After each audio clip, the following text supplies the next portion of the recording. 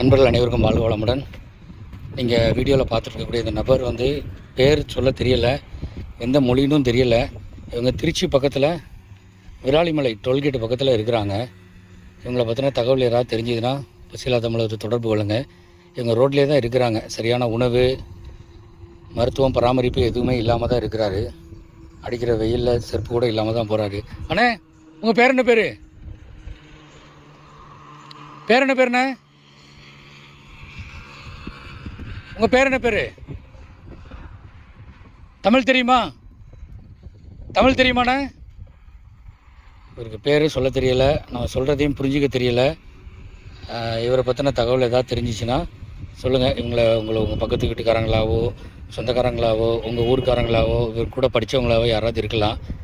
இந்த வீடியோ பார்க்குறவங்க இவங்களை வந்து தொடர்பு கொள்ளுங்கள். தேங்க்யூ.